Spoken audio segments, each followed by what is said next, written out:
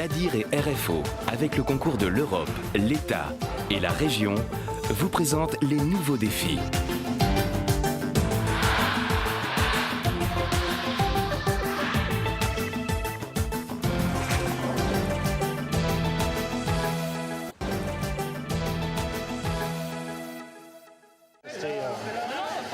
Ici, on met la main à la pâte. On joue du rouleau pour obtenir de beaux feuilletés. Et surtout, on ne perd pas le rythme car la production du jour est importante pour ces 16 stagiaires qui se sont lancés dans la boulangerie depuis 1 mois et demi. Au programme de la journée, 15 kilos de pain à préparer, pas moins de 6 kilos de viennoiserie, 500 grammes de feuilletés de type petit palmier. Pour assurer cette production, les boulangers sont divisés en plusieurs groupes. Aujourd'hui, là, vous nous voyez, nous travaillons sur le pain et l'autre groupe travaille sur les brioches et les croissants. Voilà. En fin de journée, vous allez refaire de la pâte pour les viennoiseries ? Voilà, exactement. C'est-à-dire qu'aujourd'hui, comme nous avons fait les pains, nous préparons le bâton de notre pâte pour les croissants, pour tout ce qui est viennoiserie, pour le lendemain. Par exemple, demain, nous allons commencer à façonner. La boulangerie est un métier d'homme, dit-on. Cela n'a pas empêché Céline ou encore Georgine de choisir cette voie. Elles travaillent avec soin et souhaitent créer leur propre entreprise à l'issue de cette formation.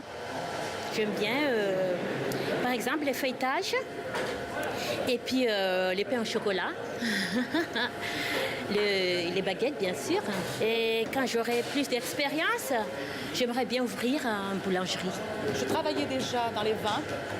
Donc là, j'ai choisi de faire de la boulangerie pour peut-être par la suite, évidemment avec un financement, créer sa propre entreprise. Une petite épicerie, si vous voulez. Fabrice, lui, est le plus jeune des stagiaires. À 24 ans, il apprend enfin le métier qui l'attire depuis le collège. Après l'avoir essayé en effectuant quelques remplacements, il a décidé de se former. J'ai toujours voulu faire la boulangerie et comme j'ai passé des tests pour venir ici, maintenant j'ai une chance de pouvoir venir ici et d'apprendre le métier. 2, 3 et 4. Depuis 7h30 ce matin, les stagiaires pétrissent et façonnent. Le programme affiché au tableau avance. C'est bien connu, les boulangers se lèvent tôt et c'est tant mieux. Regardez-moi ces petits croissants qui prennent forme. Il y a des impératifs. La boulangerie, c'est un métier qui est assez dur. Il faut se lever tôt le matin. Il faut rester longtemps debout la journée. On travaille les week-ends, les dimanches, les jours de fête. Donc c'est important que ces jeunes ils connaissent justement ces problèmes avant de commencer le travail. Gilles, lui, connaît ce rythme que l'on retrouve parfois en cuisine. Il a travaillé dans de nombreux domaines, mais il apprend aujourd'hui à faire du pain. J'ai fait 15 ans de restauration dans tous les postes, cuisine, salle. J'ai vendu des voitures, j'ai vendu des installations d'alarme, j'ai vendu plein de choses. Et puis voilà, j'ai fait du commercial et là je suis venu dans le métier de bouche. Je trouve que c'est valorisant de faire du pain dans l'idée. Dans l'idée, c'est valorisant parce que c'est la base des aliments, c'est la base un peu de tout et de l'alimentation de pas mal de gens. Donc je trouve que c'est valorisant, c'est beau de faire du pain, je trouve ça beau. Pareil pour Teddy, ce qu'il préfère préparer, c'est ce qu'il préfère manger. Et ce ne sont pas les petites viennoiseries, mais le pain. C'est une passion familiale. Ma famille travaille dedans. Enfin, j'ai 2 frères qui travaillent dedans. Je les ai vus travailler 2-3 fois. Et je voulais essayer et ça m'a plu.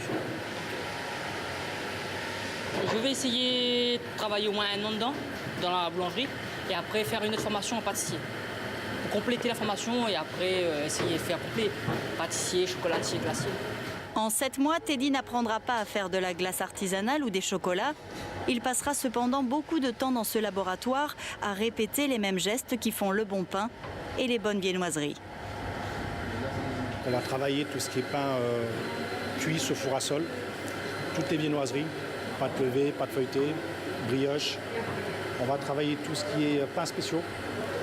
On va faire un petit peu de traiteur, donc le salé, tout ce qui est petit feuilleté, ces choses-là, et quelques bases en pâtisserie. Pour compléter cette formation, les stagiaires doivent effectuer un stage en entreprise. Ishaka a déjà trouvé son employeur.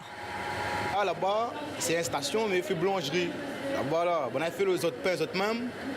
On n'avait pas la pâte, les autres mêmes, on fait les autres viennoiseries, les autres mêmes. Ben, je dis bon, je fais mon stage là-bas, une espèce de stage de 2 semaines, partir le 6, 6, 18. À l'issue de la formation, les stagiaires n'obtiennent pas de titre professionnel comme habituellement avec l'AFPAR, mais un certificat de stage validé par la profession.